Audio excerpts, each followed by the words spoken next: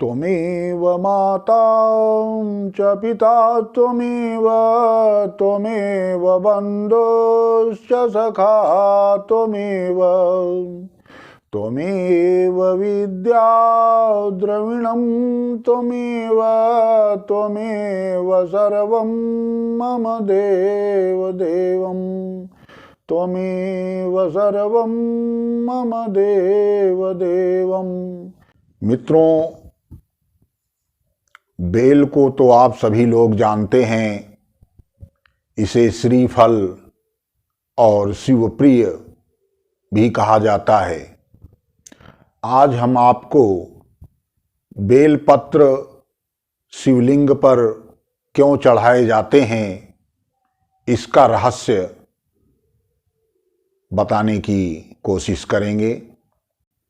आदिकाल से और समस्त भूमंडल पर किसी न किसी रूप में शिवलिंग की उपासना होती रही है। यह मनुष्य को मुक्ति का मार्ग दिखाने का सीधा शॉर्टकट है।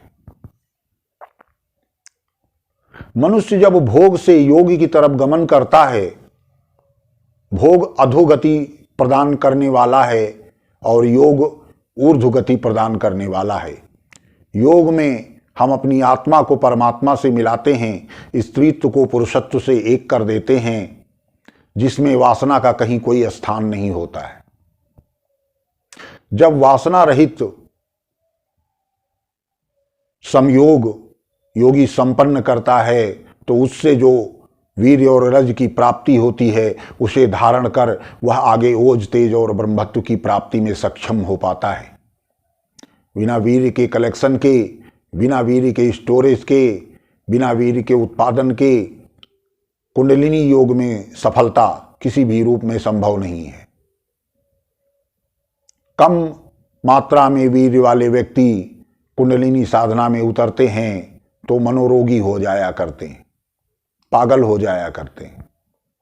कुंडलिनी ऊर्जा के प्रवाह को रोकने में सिर्फ पुरुष का वीर्य और स्त्री का रज ही समर्थ है, दूसरा नहीं। बिल्वपत्र में स्वर्णांश की मात्रा होने के कारण इसे नियमित सेवन करने से आयु में, शरीर में स्थायित्व आता है, स्थिरता आती है, पुरुषार्थ बढ़ता है, पौरुष बढ़ता है और अत्यधिक वासना का शमन होता है। इसलिए योग मार्ग के पथिक और प्रत्येक व्यक्ति को कम से कम 3 बेलपत्र प्रतिदिन चबाकर खाने से उसका जरूर कल्याण होगा, उसका जरूर लाभ होगा। लेकिन जो ऋषियों और मुनियों ने, हमारे पूर्वजों ने यह प्रतीकात्मक व्यवस्था बनाई, जिस कारण से कि इसको देखकर विवेकी मनुष्य सोचेंगे, समझेंगे कि आखिर इस पर, शिवलिंग पर धतूरा चढ़ाने का क्या विधान है, बेलपत्र चढ़ाने का क्या मतलब है, दूध शहद घृत का क्या उपयोग है, आखिर ये है क्या। आज ऐसा सोचते हैं लोग। ये आखिर ये अर्घा के रूप में ये भग क्या है, इसमें लिंग ये ऊपर को क्यों जा रहा है, ये सब सोचने की बातें। ये ऊर्ध्वरेता साधना मनुष्य के लिए बहुत ही आवश्यक है, चाहे वह इस जन्म में प्राप्त करे या इसके लिए वह सैकड़ों जन्म ले। लेकिन मुक्ति तभी संभव है जब वह ऊर्ध्वरेता साधना द्वारा दशम द्वार ब्रह्मरंध्र से, जिसे शून्य चक्र कहते हैं, उससे निकलने में सक्षम हो जाए।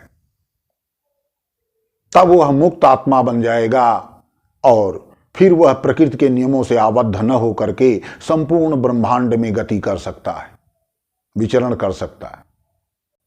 जो व्यक्ति बेलपत्र को सवेरे बासी मुंह चबा चबा कर खाता है, उसकी वासना का शमन हो जाता है।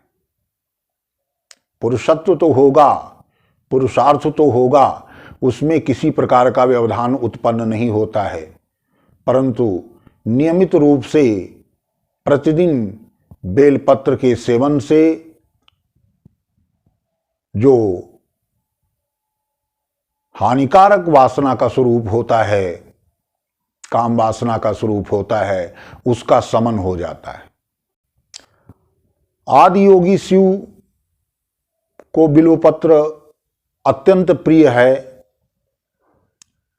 बिल्वपत्र में स्वर्णांश की अत्यल्प मात्रा पाई जाती है, जिसे नियमित लेने से हमारा शरीर ग्रहण कर जरा मुक्ति की ओर अग्रसर होता है और स्थायित्व प्राप्त होता है।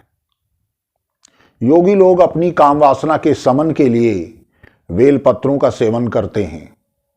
इसीलिए इसका महत्व शिवलिंग पर चढ़ाने का रहा है कि बिना इसके प्रयोग के इस उपकरण, इस औषधि के माध्यम से, शिव कृपा के माध्यम से ही हम ऊर्ध्वरेता साधना में सफल हो सकते हैं।